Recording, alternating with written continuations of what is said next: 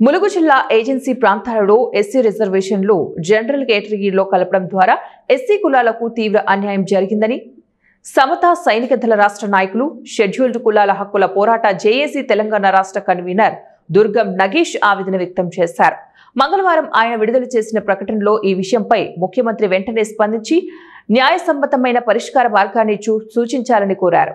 పాలనా సౌలభ్యం కోసం ఏర్పాటు చేసిన తెలంగాణ రాష్ట్రంలో సగానికి పైగా భూభాగం ఏజెన్సీ ప్రాంతమేనని, ఖమ్మం, వరంగల్, ఆదిలాబాద్, మహబూబ్ నగర్ ఉమ్మడి 4 జిల్లాల్లో సుమారు 10 లక్షల ఎస్సీ జనాభా తీవ్ర అభివృద్ధి లోపాలతో బాధపడుతూ ఉన్నారని తెలిపారు. స్వతంత్రం వచ్చి 78 సంవత్సరాలు కావస్తున్న ఏజెన్సీ దళితులని అభివృద్ధి చేసే విధంగా ఈ కేంద్ర రాష్ట్ర ప్రభుత్వాలు మరి ఎందుకు ఆలోచన చేయట్లేదో అర్థం కావట్లేదు.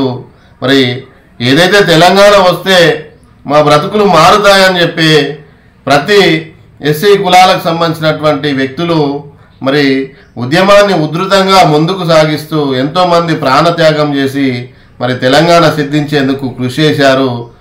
అయినా కూడా ప్రత్యేక తెలంగాణ రాష్ట్రం ఏర్పడినప్పటికీ కూడా మరి ఏజెన్సీ దళితుల్ని మరి వాళ్ళ సమస్యలని పరిష్కరించినటువంటి నాదులు లేడు. ఇప్పుడు ఏదైతే మరి కాంగ్రెస్ ప్రభుత్వం అధికారంలోకి రాకముందు మరి రేవంత్ రెడ్డి గారు మరి అక్కడ పర్యటనకు వచ్చినప్పుడు ఏజెన్సీ దళితుల సమస్యలు పరిష్కరిస్తామని చెప్పేసి హామీ ఇచ్చారు. మల్లు బట్టి విక్రమార్క గారు కూడా విషయం చెప్పినప్పుడు సానుకూలంగా స్పందించి మీకు సమస్య పరిష్కరిస్తామని హామీ ఇచ్చారు. మరి అధికారంలోకి వచ్చి 2 సంవత్సరాలు కావస్తున్న ఏజెన్సీ ఎస్సీల సమస్యలను మరి ఈ ప్రభుత్వం కూడా పట్టించుకోవడం లేదు.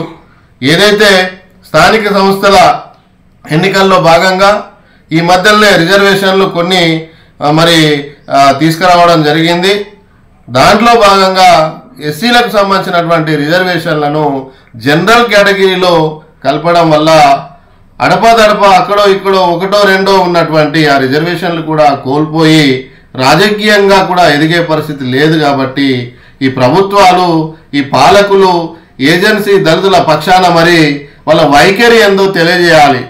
ప్రతి పార్టీ కానీ ప్రతి మరి ప్రభుత్వాలు కానీ ఎన్నికలకు ముందు మరి మేము గెలిస్తే మీకు ఇది చేస్తాం అది చేస్తామని చెప్పేసి ఎన్నో చెప్పినటువంటి సందర్భాలు ఉన్నాయి. కానీ ఎన్నికల్లోకి వెళ్ళి గెలిచిన తర్వాత ఏజెన్సీ దళితులని మరి విస్మరిస్తూ ఉన్నారు. ఇది సరైనటువంటి పద్ధతి కాదు. ఏజెన్సీ ప్రాంతాలైనటువంటి ఆదిలాబాదు, ఖమ్మము, వరంగల్, మహబూబ్ నగర్ జిల్లాలలో సుమారు 12 లక్షల మంది జనాభా ఉన్నారు. వాళ్ళకు రాజకీయంగా, ఆర్థికంగా, సామాజికంగా అభివృద్ధి లేదు. రాజ్యాంగం కల్పించినటువంటి రిజర్వేషన్లు అమలవుతలేవు.